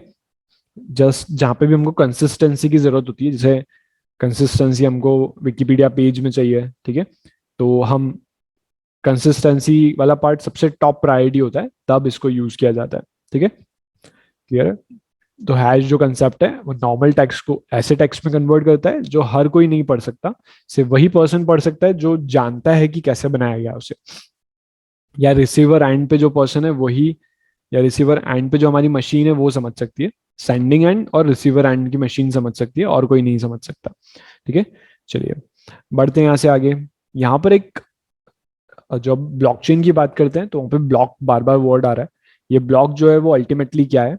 तो ये जस्ट डेटा का स्टोरेज होगा, ठीक है। जो भी हमारा रिजल्टिंग हैश होगा वो ये होल्ड करता है। जैसे ये किस तरह से कनेक्टेड होगा? प्रीवियस जो ब्लॉक होगा उसकी इंफॉर्मेशन अगले वाले ब्लॉक के पास होगी, ऐसे करके ये कनेक्टेड होंगे। अगर सिंगल ब्लॉक की इंफॉर्मेशन ले तो उसमें हैश इंफॉर्मेशन होगी, डेटा होगा, और प्रीवियस हैश, अगर कोई चेन ऑफ ब्लॉक्स इसके आगे कनेक्टेड है तो वो इंफॉर्मेशन इसमें होगी, ठीक है। तो ये इस तरह से वर्क करता है। मैं आपको एक एग्जांपल देता हूँ डेटा स्ट्रक्चर का, that is linked list. Linked list आप लोगों ने नहीं सुना है तो मैं आपको एक एग्जांपल दे देता हूँ। एग्जांपल लेते हैं हम लोग यूट्यूब का, ठीक है। यूट्यूब पे मुझे एक चीज बताइए, यूट्यूब पे जब भी हम लोग कोई वीडियो, आप वीडियो पे क्लिक करते हैं तो वीडियो बफर होता है। क्या ऐसा होता है क्या कि जो वीडियो का आगे वाला हिस्सा है वो पहले बफर हो जाता है और जो पहले वाला हिस्सा है वो बाद में बफर होता है? ऐसा नहीं होता। जैसे जैसे हम आगे बढ़ते हैं वैसे वैसे वो बफर होना चालू होता है, ठीक है। मतलब लेफ्ट टू राइट बफर होता है प्रॉपर तरीके से, ठीक है। अब जब सर्वर से उठ के वो वीडियो अपने नेटवर्क में होते हुए आपके सिस्टम तक आता है, ठीक है, तो वो पैकेट्स के फॉर्मेट में आता है, ठीक है। पूरा वीडियो, जैसे 1 GB का वीडियो है, पूरी मूवी भी अपलोड हो जाती है यूट्यूब पर, ठीक है, तो पूरी मूवी थोड़ी ना एक साथ बफर हो जाती है। ऑब्वियसली आप लोगों ने देखा है कि स्लो होता है buffer, left to right slow slow buffer होता है वो, ठीक है। ऐसा कैसे होता है? तो पूरी मूवी छोटे छोटे पैकेट्स के फॉर्मेट में नेटवर्क में आ रही है, और नेटवर्क में आने के बाद आपके सिस्टम पे बफर होती हुई दिख रही है, ठीक है। आपके सिस्टम तक इस तरह से आ रही है वो, ठीक है। ये जो पैकेट्स होंगे ना, इसको आप इंफॉर्मेशन लिंक लिस्ट का पार्ट बोल सकते हो। लिंक लिस्ट जो होता है वो एक ऐसे ही ब्लॉक की तरह ही होता है। इसके अंदर पहले मिनट का मूवी है, इसके बाद वाला जो ब्लॉक होगा उसमें दूसरे मिनट वाला मूवी होगा, मूवी का दूसरा मिनट होगा, तीसरे ब्लॉक में मूवी का तीसरा मिनट होगा। ऐसे छोटे टुकड़ों में पैकेट्स के फॉर्मेट में डेटा आ रहा है, ब्लॉक्स के फॉर्मेट में डेटा आ रहा है, ठीक है। क्योंकि मेरे पास नेक्स्ट नोड का एड्रेस है, नेक्स्ट नोड का एड्रेस है अगर मेरे पास, तो मैं नेक्स्ट नोड पे चले जाऊंगा, फिर नेक्स्ट नोड का एड्रेस है तो उसके नेक्स्ट में चले जाऊंगा, ऐसे करते करते मैं आगे बढ़ूंगा। क्योंकि उनके पास एड्रेसेस होते हैं इसलिए वो तरीके से एक के बाद एक बफर होता है। एक के मतलब फर्स्ट मिनट पहले बफर होगा, सेकंड मिनट उसके बाद में होगा, थर्ड मिनट उसके बाद में होगा, फोर्थ मिनट उसके बाद में होगा। इसी तरह से वो बफर होता है, ठीक है। तो वो कैसे हो रहा है? क्योंकि पैकेट्स की जो इन्फॉर्मेशन है वो एक दूसरे के पास है उनके पास, ठीक है। नेक्स्ट नोड का एड्रेस अवेलेबल है इस नोड पर, उस नोड पे उसके नेक्स्ट वाले का एड्रेस अवेलेबल है, उस नोड पे उसके नेक्स्ट वाले का अवेलेबल है। इस तरह से आगे वाली नोड्स की इंफॉर्मेशन उसके पास है, इस वजह से वो एक के बाद एक जुड़ते चले जा रहे हैं। बात समझ में आई? ठीक है। तो ब्लॉक का मतलब यही होता है। ब्लॉक, ये जो ब्लॉकचेन की बात होती है उसमें भी लिंक लिस्ट टाइप से ही ये वर्क करता है। ये जो ब्लॉक होगा ये कुछ इंफॉर्मेशन जो भी डेटा है आपका वो रखेगा, वो हैश्ड डेटा है वो रखेगा, ठीक है, एक दो चीजें इसमें और होती हैं, वो आगे दिखेंगे। बट ब्लॉक के पास काइंड ऑफ डेटा होता है। ठीक है, डेटा स्टोर होगा, जैसे मैंने आपको बताया कि आपके अटेंडेंस रजिस्टर में सारी चीजें लिखी होती हैं, या सिक्योरिटी गार्ड बताता है कौन जा रहा है कौन आ रहा है, तो उस अटेंडेंस रजिस्टर को आप सिंगल ब्लॉक समझो। ठीक है, और ऐसे आप मल्टीपल ब्लॉक्स कनेक्ट कर सकते हो, इंफॉर्मेशन होगी जिसके अंदर। ठीक है, वो ट्रांजैक्शन की भी हो सकती है या किसी भी चीज की हो सकती है। ठीक है, चलिए, तो ये होता है ब्लॉक। ठीक है, चलिए, यहाँ पे दो वर्ड्स आपके सामने आपको दिखेंगे जब भी हम ब्लॉक की बात करते हैं। तो ब्लॉक्स जो होते हैं वो नॉन्स एक यूज करते हैं, और माइनिंग दी ब्लॉक, ये दो कीवर्ड यहाँ पे इंपॉर्टेंट है। ठीक है, नॉन्स की जब बात होती है तो ये काइंड ऑफ जो हमारा आप बोलो कि जो हमारे हैश जनरेट होता है ना, उसके स्टार्टिंग के तीन चार कैरेक्टर्स होते हैं। ठीक है, वो तीन चार कैरेक्टर्स को नॉन्स बोला जाता है, या नॉन्स एक आप बोल सकते हो, नॉन्स को एक रेफरेंस पॉइंट होता है जिससे वो हैश जनरेट हो रहा है। ठीक है, तो ये काइंड ऑफ एक आर्बिट्रेरी नंबर है। ठीक है, जो क्रिप्टोग्राफिक कम्युनिकेशन में यूज किया जाता है। ठीक है, कि मैंने एक 0000, ये चार नंबर्स ले लिए, इनिशियल नंबर्स मैं इसमें रखूंगा, और ये फिक्स रहेंगे। ठीक है, उसके बेसिस पे मैं इसके आगे वाले जो हैश में स्ट्रिंग आने वाली है वो ऐड करूंगा। ठीक है, तो हर ब्लॉक का एक एड्रेस होगा, और हर ब्लॉक के एड्रेस में ये चीज यूज होगी। एड्रेस मतलब कि उस ब्लॉक तक कैसे पहुंचेंगे हम लोग, तो किसी हैश कीवर्ड से पहुंचेंगे, या कोई एड्रेस होगा उसका, किसी घर तक हम लोग कैसे पहुंचते हैं एड्रेस की हेल्प से, वैसे ही ब्लॉक तक भी हम एड्रेस की हेल्प से ही पहुंचेंगे। ठीक है, तो इन चीजों का हमको ध्यान रखना है। ठीक है, तो इसमें नॉन्स एक कंसेप्ट होता है जो यूज किया जाता है क्रिप्टोग्राफिक उसमें और कम्युनिकेशन में। और मैं जस्ट एक हैश क्रिएट कर रहा हूँ जो चार जीरो से स्टार्ट हो रहा है। ठीक है, जो कभी भी चेंज नहीं होगा। ठीक है, जब हम रीरन करेंगे किसी हैश एल्गोरिथम को, ठीक है, अम, तभी फिगर आउट होता है कि नॉन्स क्या सेट होने वाला है। ठीक है, इसी को बोलते हैं माइनिंग द ब्लॉक। ठीक है, ब्लॉक को माइन करने का मतलब क्या है कि मुझे वो एक हैश क्रिएट करना है। ठीक है, जब भी मैं हैश क्रिएट करता हूँ, और आप ऐसे बोल सकते हो माइनिंग वर्ड किसके लिए यूज होगा, ब्लॉक को ढूंढने के लिए, ऐसा भी बोल दो आप। सिंपल टर्म्स में आप ये भी बोल सकते हो कि उस ब्लॉक को ढूंढने के लिए मैं ये चीज कर सकता हूँ, जो एक लीडिंग नंबर से स्टार्ट होता है जिसको नॉन्स बोलते हैं। नॉन्स जो होता है काइंड ऑफ एक कभी भी चेंज नहीं होने वाला नंबर होता है। ठीक है, जैसे आपका रोल नंबर, आपका रोल नंबर जो होता है वो स्टार्टिंग में फिक्स होगा। स्टार्टिंग में फिक्स क्या होगा, आपका कॉलेज का आईडी फिक्स होगा, या आपका स्कूल का जो आईडी था वो फिक्स होगा। जो बाद वाले नंबर्स हैं वो चेंज हो सकते हैं, लेकिन जो स्टार्टिंग के नंबर्स है वो फिक्स रहेंगे थ्रू आउट दी स्कूल या थ्रू आउट दी कॉलेज। ठीक है, सो ब्लॉक ये चीज कंसिस्ट करता है, और वहां तक पहुंचने के लिए, किसी ब्लॉक तक पहुंचने के लिए माइन कर सकते हैं, इसी को माइनिंग दी ब्लॉक्स बोलता है। ठीक है, चलिए, बढ़ते हैं आगे, ये दो कंसेप्ट से। और यहाँ पे आ जाता है अपना चेन ऑफ ब्लॉक्स। ये जो चेन ऑफ ब्लॉक्स होता है ये किसको रिप्रेजेंट करता है, चेन ऑफ ब्लॉक्स इस तरह से वर्क करेगा। जब भी आप इन ब्लॉक ऑफ चेन को देखोगे, उसमें एक नंबर होगा। ठीक है, और वो नंबर नेक्स्ट नोड के एड्रेस में अवेलेबल होगा।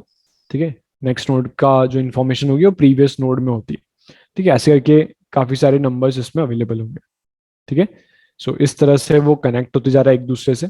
ठीक है, सो जैसे जब हम बात करते हैं घर के एड्रेसेस की, तो हमें पता है कि 800 अगर घर का एड्रेस है तो नेक्स्ट वाले घर का 801 होगा। ठीक है, लेकिन हम लोग इतना सिंपल नहीं रख सकते चीजें कि 1234 ब्लॉक का नंबर रख दें, क्योंकि हम सिक्योरिटी की बात कर रहे हैं यहाँ पर। ठीक है, तो जो हमने हैश फंक्शन दे रहे हैं ना, उसके बेसिस पे हम लोग जनरेट करने को उसकी कैपेबिलिटी देते हैं कि वो नेक्स्ट नोड भी जनरेट करता है उस नॉन्स वाले कंसेप्ट से, कि नॉन्स फिक्स होगा, उसको रेफरेंस ले लिया उसने, उस रेफरेंस के बेसिस पे बाकी नोड्स के एड्रेसेस जनरेट कर रहा है वो। ठीक है, चलिए, जिससे वो माइन कर पाए, बाद में मेरी एल्गोरिथम आके माइन करे या ढूंढे उस ब्लॉक को तो इजीली पहुंच जाए वहां तक।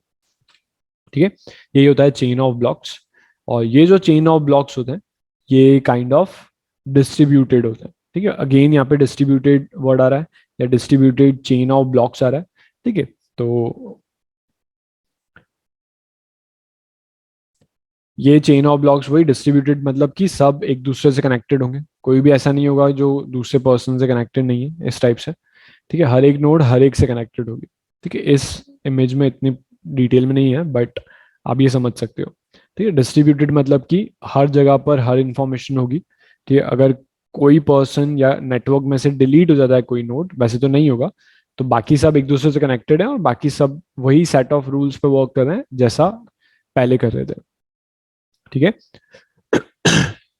So vast number of computers एक दूसरे से कनेक्टेड होंगे। ठीक है, और ये जो चेन होगी वो मल्टीपल लोकेशंस पे भी अवेलेबल होगी। ठीक है, जो इन्फॉर्मेशन इस ब्लॉक पर है वो इन्फॉर्मेशन इधर भी अवेलेबल होगी। अगर ये डिलीट हो जाता है तो बाकी सबके पास इन्फॉर्मेशन है इस ब्लॉक की।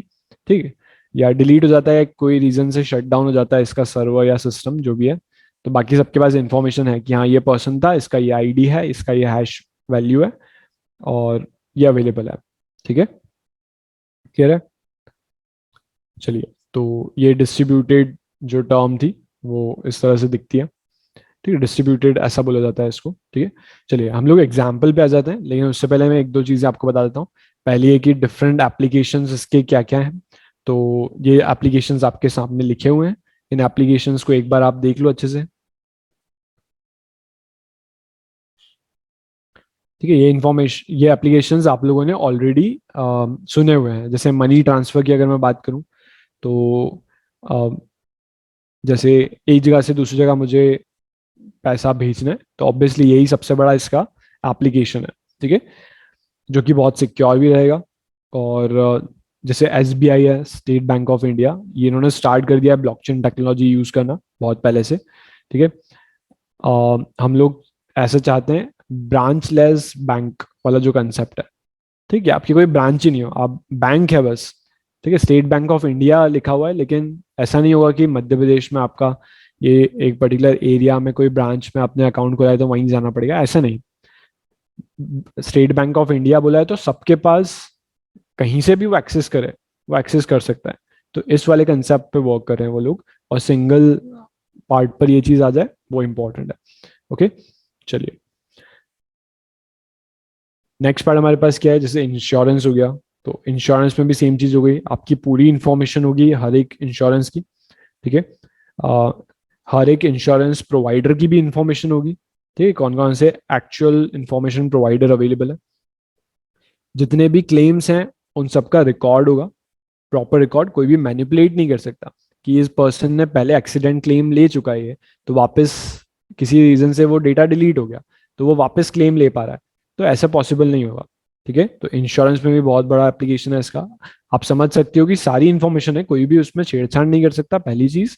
दूसरी, कर भी देगा तो हमारा जो हैश है वो बदल जाएगा, हैश बदल गया मतलब छेड़छाड़ हुई है, इसको अपने को पता चल जाएगा। ठीक है, और पूरा ट्रैक होता है हर एक रिकॉर्ड का। ठीक है, जैसे रियल ई स्टेट है, तो अगर मैं किसी जमीन की इंफॉर्मेशन, जैसे जमीन के बहुत सारे केसेस आपने सुने होंगे। ठीक है, कि ये सब लोग ऐसे आ जाते हैं कि ये हमारी जमीन है, फिर उस पर केस चलता है। ठीक है, और किसकी जमीन है, कागजात उनके पास है नहीं पुराने, और इस टाइप से उसका ट्रैक रिकॉर्ड नहीं है रियल इस्टेट का, उस जमीन का ट्रैक रिकॉर्ड नहीं है। अगर मैं इस टाइप की टेक्नोलॉजी पे उसको रखता हूँ तो क्या होगा उससे, उससे ये होगा कि पूरा ट्रैक रिकॉर्ड होगा, किसी ने कोई भी छेड़छाड़ उस डेटा में की है वापस वही कंसेप्ट आ जाता है। तो आप समझ सकते हैं कि जो जमीन वाला पार्ट है या रियल ई स्टेट का है, ओनरशिप वेरिफिकेशन बहुत इजीली हो जाएगा। ठीक है, ट्रांसफर ऑफ ओनरशिप इजीली हो जाएगा कि एक ने जमीन हमने किसी और को बेच दी, बहुत इजीली बेच सकते हैं हम लोग वो जमीन। ठीक है, और बहुत सारी ऐसी कंट्रीज हैं जो जो भी ऑलरेडी चल रहा है मुझे बता देना क्या ज्वाइन करूँ। Sorry,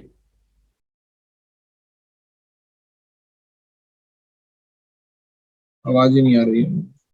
hello. Please continue. बोल तो रहा है पहले दिन से कि इन चीजों पर चलना चाहिए, कॉन्फ़िगरेशन का इशू है, इसका इशू है। Nilesh ji please mute Titu sir.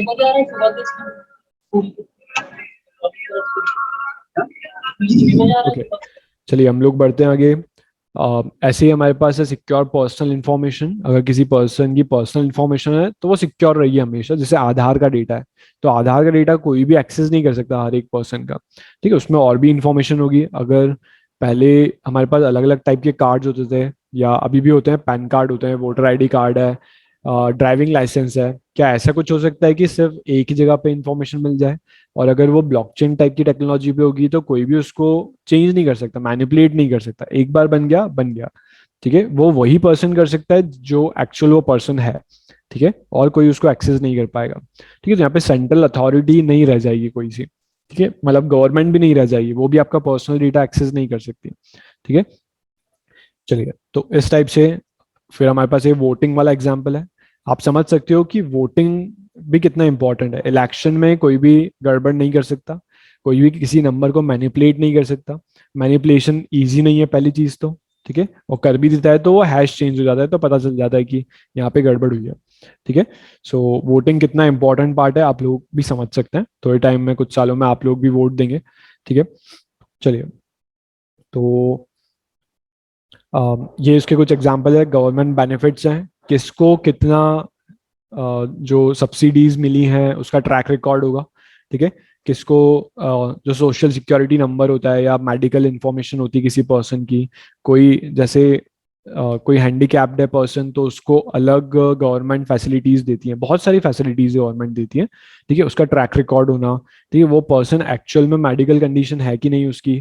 ठीक है, उसको मेडिकल क्या सुविधाएं गवर्नमेंट ने दी हैं, इसकी पूरा ट्रैक रिकॉर्ड होगा। कोई भी झूठ नहीं बोल सकता यहाँ पे, गवर्नमेंट भी झूठ नहीं बोल सकती, ना ही वो पर्सन बोल सकता है। ठीक है, सो ये इसका एक और एग्जांपल हो गया। मेडिकल इंफॉर्मेशन, वही बात हो गई, अगर मैं डॉक्टर के पास जाता हूँ उसके पास मेरा पूरा ट्रैक रिकॉर्ड है कि मेरे को क्या क्या डिजीज हुई हैं और क्या क्या मेरे लाइफ में प्रॉब्लम्स आई हैं, किस टाइप की मैं डाइट लेता था, जो भी इंफॉर्मेशन है, तो वो डॉक्टर इजीली डायग्नोज कर पाएगा और मुझे ठीक भी कर पाएगा। ठीक है, और मेडिकल हिस्ट्री के बेसिस पे डॉक्टर्स अभी की प्रिस्क्रिप्शन लिखते हैं। जिन लोगों के घर पे अगर डॉक्टर्स कांटेक्ट में हो तो उनको पता है। ठीक है, प्रीवियस वो पूछते हैं कि आपको पहले कब हुआ है, कब से हो रहा है। ठीक है, पहले प्रीवियस रिकॉर्ड्स क्या हैं आपके। ठीक है, तो अगर वो सिक्योर चैनल पे होंगे तो हम लोग भी, या हम सब भी एकदम श्योर रहेंगे कि अगर मैं डेटा किसी के साथ शेयर कर रहा हूँ तो, या डॉक्टर के साथ शेयर कर रहा हूँ, तो वो डॉक्टर के पास ही है और किसी के पास नहीं है।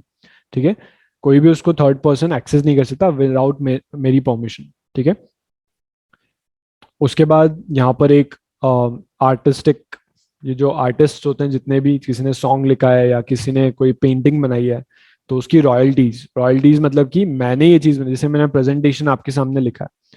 ठीक है, लेकिन ये प्रेजेंटेशन आप आपके सिस्टम में एडिट कर लो, ये आपका हो जाएगा, आपने बस स्टार्टिंग में जाके नाम चेंज कर लिया। ठीक है, तो ये ब्लॉकचेन नेटवर्क पे नहीं है, ना ही मैं आपको कभी बोल पाऊंगा कि ये मेरा है। ठीक है, सो आर्टिस्टिक रॉयल्टीज का मतलब ये है, किसी ने कोई सॉन्ग लिखा है, किसी ने कोई पेंटिंग बनाई है, किसी ने कोई पोयम लिखी है, कविता लिखी है, कोई भी ये नहीं बोल सकता कि ये मेरा है जब तक वो उसका नहीं हुआ एक्चुअल में। ठीक है, सो ये इसका एक बहुत बड़ा एग्जाम्पल है। ठीक है, इसका एक और एग्जाम्पल एनएफटीज, आप लोगों ने सुने होंगे वर्ड्स। ठीक है, non fungible tokens. Non fungible tokens भी इसका बहुत बड़ा एग्जाम्पल है। ठीक है, सो एक डिजिटल आर्ट पे मुझे क्या चाहिए, मेरा राइट चाहिए। ठीक है, डिजिटल आर्ट पे मेरा राइट चाहिए। जैसे अगर मैं इसको एनएफटी बना दूं, इस प्रेजेंटेशन को, ठीक है, और मैं लिख दूं कि अगर आपको खरीदना है ये नॉन फंजिबल टोकन जो मेरा है, इसका मैंने एक टोकन जनरेट कर दिया, तो ये मेरा हो जाएगा। अब सबको पता है कि ये मैंने बनाया है। ठीक है, मैंने इस पर टोकन जनरेट कर दिया है। नॉन फंजिबल इसलिए बोल रहे हैं इसको क्योंकि वही बात हो गई कि कोई भी इसको, इसमें कोई भी छेड़छाड़ नहीं कर सकता, सीधी सी बात है। ठीक है, ये मेरा डिजिटल आर्ट हो गया है, ये डिजिटली मैंने ये प्रेजेंटेशन बनाया है। इस प्रेजेंटेशन को मैं जितने पैसे में चाहूँ बेच सकता हूँ। अगर मैंने कहा कि मैंने इसको 1,000 रुपए में बेचना चाहता हूँ, ठीक है, तो इस नॉन एनएफटी को मैंने क्या किया, लिस्ट कर दिया एनएफटी प्लेटफॉर्म्स पे, और आप लोगों ने आके 1,000 रुपए में उसको खरीद लिया। क्योंकि आपने उसको 1,000 रुपए में खरीद लिया है, अब वो आपका हो चुका है। दैट मीन्स आप उसको चाहो तो 2,000 रुपए में बेचो आगे। ठीक है, एनएफटीज इस तरह से वर्क करते हैं। आप अगर उसको खरीद के ओन करना चाहते हो, डिजिटल आर्ट का राइट आपके पास आ जाएगा उस एनएफटी की वजह से, और उसको फर्दर आप बेच सकते हो। ठीक है, किसी भी टाइप की फिजिकल आर्ट है, कोई 3D पेंटिंग है, या किसी भी टाइप की पेंटिंग है, ठीक है, वो एनएफटी पे आप रजिस्टर कर सकते हो। आप अगर इंटरनेट पे सर्च करोगे तो जितने भी आर्टिस्ट होते हैं, एक्टर्स होते हैं, ज्यादातर लोगों ने ये चीज ऑलरेडी कर दी है। ठीक है, मैं आपको एक एक और एग्जांपल लेता हूँ। फॉर एग्जांपल इंदौर में एक जैसे जाकिर खान है, वो इंदौर से है, ठीक है। मैंने उनको अप्रोच किया, मैंने बोला कि आपका मैं एक एनएफटी बनाना चाहता हूँ और मैं उसको ऐसे ऐसे बेचूंगा और ये रॉयल्टीज रहेंगी, तो ये एनएफटी मैं संभालूंगा आपका, लेकिन आप देख लो। तो मैंने उनका जो काम है, उनकी जो पोएम है, कविताएं हैं, उसको मैंने नॉन फंजिबल टोकन में कन्वर्ट करके इंटरनेट पर डाल दिया। कोई भी पर्सन आके उसको खरीद सकता है, लेकिन कोई भी उसको कॉपी नहीं कर सकता, क्योंकि वो टोकन यूनिक है, ठीक है। वो किसका टोकन है यूनिक? जाकिर खान का। ओके, सो नॉन फंजिबल्स का एग्जांपल हो गया, तो ये बहुत फेमस हुआ था अभी ये पार्ट भी, ठीक है। बाकी सब इतने देखने को नहीं मिलते हैं, क्योंकि हम सब सभी चीजों पे वर्क नहीं कर रहे हैं। नॉन फंजिबल टोकन आर्ट की बात हो गई या कोई मूवी की बात हो गई, तो ये हमको दिखती हैं, हम लोग सामने देखते हैं तो हम ये नाम सुनते रहते हैं। बाकी इसके एग्जाम्पल्स बहुत सारे हैं। मनी ट्रांसफर में पैसा की बात हर जगह होती है, तो ऑब्वियसली बिटकॉइन ज्यादा फेमस है, ठीक है। ऐसे ही इंफॉर्मेशन आप बहुत जगह इसकी एप्लीकेशंस देख सकते हो। एनएफटी इसके बारे में आप लोगों ने सुना होगा, ठीक है। तो ये कुछ कुछ इसके एप्लीकेशन है, ठीक है। चलिए, तो आई थिंक ये आपको समझ में आ गए होंगे। अगर आपको स्टार्ट करना है ब्लॉकचेन लर्निंग, तो यहाँ पर मैंने एक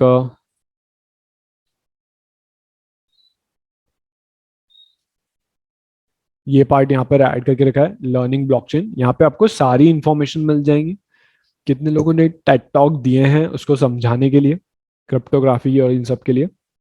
एडवांस कोर्सेज कौन से अवेलेबल हैं, बेसिक्स पढ़ने हैं आपको तो कहाँ पे अवेलेबल है, सारी चीज़ें आपको यहाँ मिल जाएंगी, ठीक है। तो आप ये चीज़ देख सकते हैं, ठीक है। सो ये हमारा लर्निंग का स्टार्टिंग पॉइंट हो सकता है अगर आप ये चीज़ पढ़ रहे हैं तो, ठीक है। चलिए, तो यहाँ तक ये पार्ट था।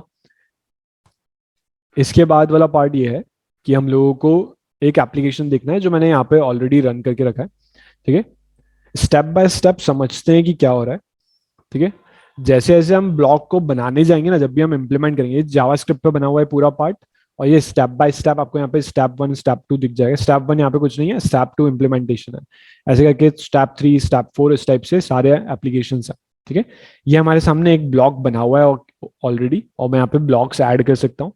तो एक बर्ड आई व्यू है कि मेरा जो ब्लॉकचेन होगा वो दिखेगा कैसे, ठीक है। अब मैंने इसको स्टेप्स में कन्वर्ट किया है, दैट मीन्स ये जो स्टेप्स होंगे ये धीरे धीरे मैं फीचर्स ऐड कर रहा हूँ, जैसे जैसे हमने डिस्कस किए थे उसी हिसाब से। कि चेन ऑफ ब्लॉक्स क्या होगा, तो बहुत सारे ब्लॉक्स बने हुए होंगे। ब्लॉक कुछ नहीं है अपने आप में, जस्ट एक क्लास है या एक स्ट्रक्चर है जिसमें डेटा स्टोर होगा, ठीक है। जावास्क्रिप्ट में आप बनाने जाएंगे तो जावास्क्रिप्ट की जो क्लासेस हैं उनकी हेल्प से आप ये चीज कर सकते हैं, ठीक है। चलिए, तो अगर मैं बात करूं कि ब्लॉकचेन कैसे बनेगा, तो ब्लॉकचेन जैसे बनेगा कि एक क्लास से बन जाएगा, ठीक है। ठीक है, ये कुछ ऐसा दिखेगा। इस पर मैं क्लिक करके एक नया ब्लॉक क्रिएट कर सकता हूँ। जैसे मैं इस पर क्लिक करूंगा, देखो एक और ब्लॉक क्रिएट हो गया। इस पर क्लिक करूंगा, एक और ब्लॉक क्रिएट हो गया। इस ब्लॉक से मैं किसी और को कनेक्ट करना चाह रहा हूँ, यहाँ पे एक और ब्लॉक क्रिएट हो गया। इसके साथ एक और ब्लॉक क्रिएट हो गया। यहाँ पे मैं फर्दर ब्लॉक्स क्रिएट कर सकता हूँ। हर एक ब्लॉक हर एक से कनेक्टेड है अल्टीमेटली, आप देखें तो, ठीक है। ये स्टार फॉर्मेट में नहीं दिख रहा जैसा हमने अभी तक डायग्राम्स देखे थे, बट एक के साथ एक कनेक्ट हो रहा है। अगर मैं यहाँ पे ब्लॉक ऐड करना चाह रहा हूँ, ठीक है, height 1 height 2 height 3, height 2 height 3 height 3, ठीक है। ये काइंड ऑफ लेवल्स हैं, और कितना ये डेप्थ में जा सकते हैं, कितनी इसकी हाइट हो सकती है। हाइट को आप डेप्थ भी बोल सकते हैं, ठीक है। ये डेप्थ है, डेप्थ हाइट 1 जो भी आप इसको कहना चाह रहे हैं, ठीक है। इस हाइट 1 पे मैंने एक और ब्लॉक ऐड किया, देखो यहाँ पे हाइट 2 पे एक ब्लॉक आ गया है। इसमें मैं ऐड कर सकता हूँ मल्टीपल ब्लॉक्स, ठीक है। आई बात समझ में? सो ये बस विजुअल रिप्रेजेंटेशन है जिसको क्लिक करके हम लोग जावास्क्रिप्ट के बेसिस पे ब्लॉक क्रिएट कर सकते हैं। हर एक ब्लॉक में कुछ इंफॉर्मेशन होगी, वो हर एक इंफॉर्मेशन नेक्स्ट ब्लॉक की इंफॉर्मेशन हो सकती है। मैं ट्रांजैक्शन बिटकॉइन का कर रहा हूँ तो उसकी हो सकती है, ठीक है। ट्रांजैक्शन की जो भी इंफॉर्मेशन है वो हो सकती है। ट्री रिप्रेजेंटेशन आप इसको बोल सकते हो, काइंड ऑफ एक ये रूट बन गया हमारा और इसके नीचे ट्री के ब्रांचेस बनते जा रहे हैं, ठीक है। आई बात समझ में? सो ये इस तरह से वर्क करेगा, ठीक है। अब इसमें दिक्कत क्या है, अगर रियल ब्लॉकचेन ऐसा बना होता तो कोई कोई भी कहीं पे भी एडिट कर देगा ना। यहाँ पे मैंने ब्लॉक ऐड कर दिया, फिर ऐड हो गया यहाँ पे ब्लॉक, ठीक है। तो कोई भी कहीं पे भी ऐड कर पा रहा है, ठीक है। सो सारे फ्री होते हैं अगर ऐड करना, ठीक है, मतलब कहीं पे भी कौन सी भी ऐड नोड ऐड कर दो तो फिर गड़बड़ है। तो एक्चुअल में ऐसा नहीं होना चाहिए। अभी बस हमने ये देखा कि ब्लॉक कैसे ऐड होंगे, अब ये हर जगह नहीं होने चाहिए, ठीक है। इसका वही कंसेप्ट है सिक्योरिटी वाला, और चेन ऑफ ब्लॉक्स को कैसे रिप्रेजेंट करेगा, ठीक है। प्लस यूनिक आईडी कैसे बता रहा है वो, यूनिक आईडी तो बता ही नहीं रहा है, मतलब यहाँ पे लिखी हुई है स्टैटिक, लेकिन हम लोग कैसे बनाए उसको, ठीक है। सो हम लोग आ जाते हैं स्टेप 3 पर। हमारा जो स्टेप 3 है वो ये है, ठीक है। इसमें हमारे पास कुछ इंफॉर्मेशन होगी जो हमको यहाँ पे ऐड करनी पड़ेगी, ठीक है। जैसे मैं कुछ हिस्ट्री ऐड कर रहा हूँ, मैं कुछ पास डेटा ऐड कर रहा हूँ, ठीक है। इस डेटा को हम लोग कैसे रख सकते हैं, हम प्रूफ ऑफ वर्क कैसे बताएंगे, ठीक है, POW जिसको बोलते हैं। प्रूफ ऑफ वर्क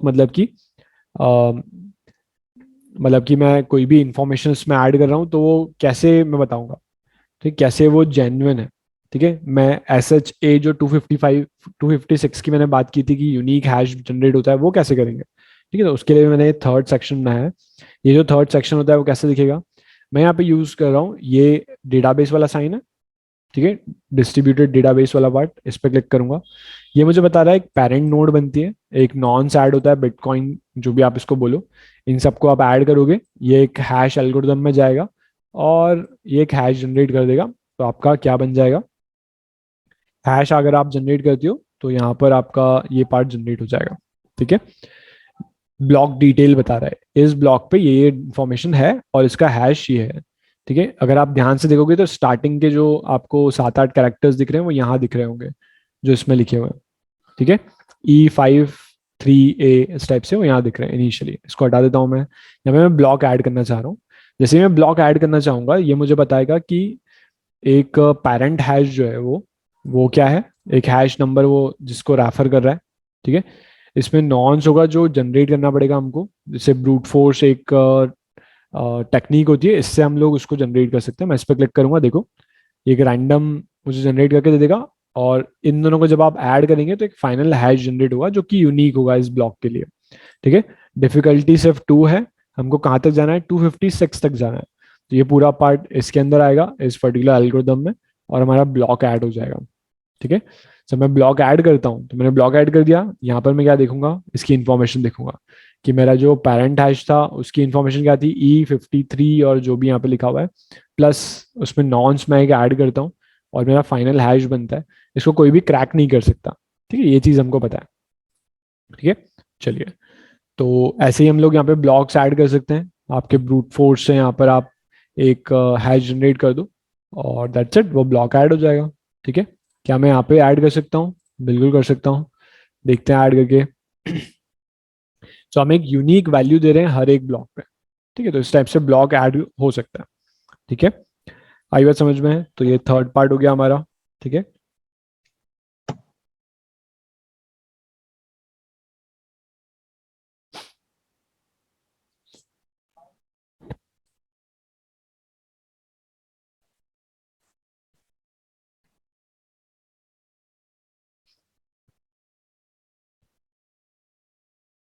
ठीक है, जब भी हम इसको ऐड करने जाएंगे तो वो इनवैलिड बताएगा, ठीक है। जैसे मैं यहाँ पर एक इसमें एक ब्लॉक ऐड करता हूँ, तो आई शुड इनवैलिड डिफिकल्टी, नहीं ठीक है। अभी आपको ये चीज़ समझ में आ गई होगी कि इस पे हम लोग एक यूनिक हैश जनरेट कर रहे हैं। हैश जो है वो एल्गोरिदम के थ्रू जनरेट होता है, ठीक है, और दैट्स इट, एल्गोरिदम के थ्रू जनरेट हो रहा है, ठीक है। चलिए यहाँ से आगे बढ़ते हैं, हम लोग नेक्स्ट स्टेप पे आ जाते हैं। थोड़ा कंफ्यूजन भी क्रिएट होगा क्योंकि इसमें एक थोड़ा सा हाई लेवल कोड यूज हुआ है, ठीक, कोड इसलिए मैं नहीं दिखा रहा आप लोगों को, ठीक है। चलिए, नेक्स्ट पार्ट हमारे पास क्या है, नेक्स्ट पार्ट हमारे पास ये है कि हम लोग इसमें क्या कर सकते हैं, जो हमारा आप बोल सकते हो स्टेप 4 है, ठीक है। हम माइन कैसे करेंगे किसी पर्टिकुलर सेक्शन को, ठीक है।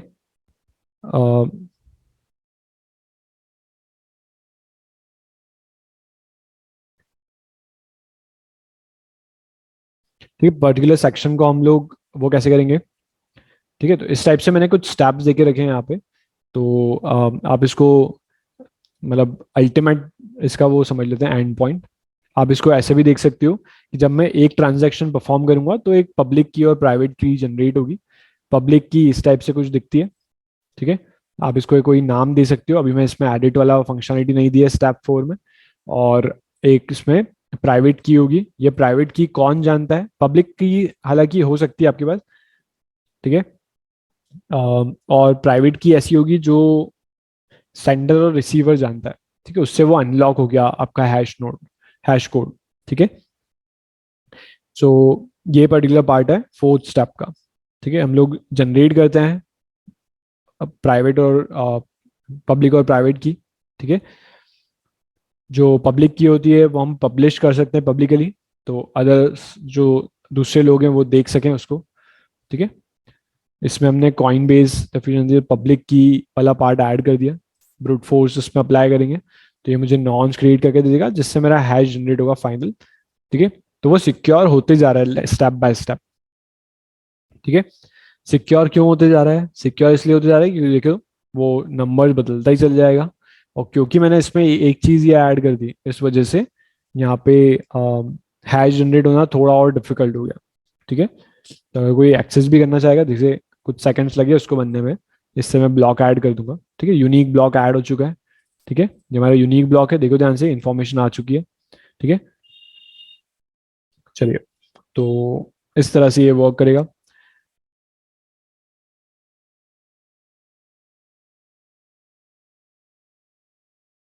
ठीक है, इसमें इंफॉर्मेशन आप देख सकते हो। इसमें UTX वो पूल करके एक वैल्यू होती है जो क्या बताती है, वो बताती है कि आपका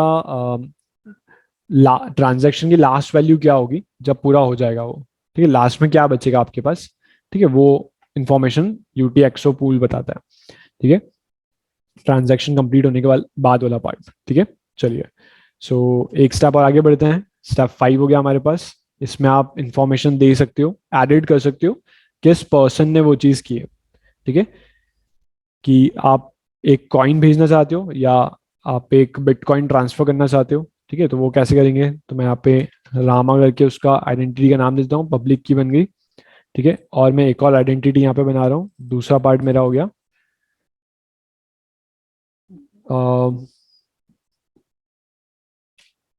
जय,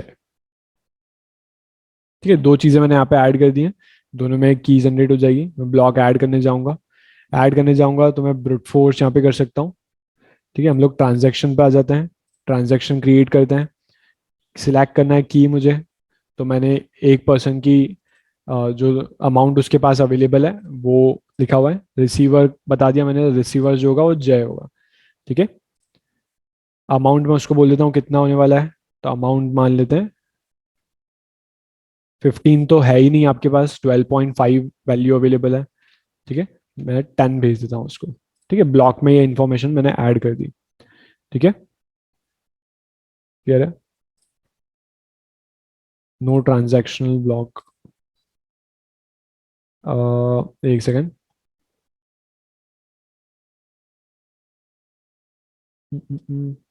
हाँ ठीक है, मतलब एक जगह से दूसरी जगह जब भी ट्रांसफर होता है तो हर एक यूजर का एक पब्लिक और प्राइवेट की होगी, ठीक है। उसके बेसिस पे ही वो ट्रांजैक्शन परफॉर्म होगा।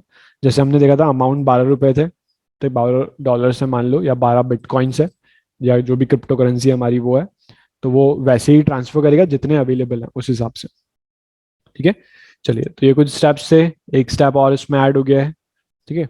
और फाइनल हमारा स्टेप ये है, और अल्टीमेटली हमको ये चीज़ दिख रही है, ठीक है। हमारा फाइनल आउटपुट है, ठीक है।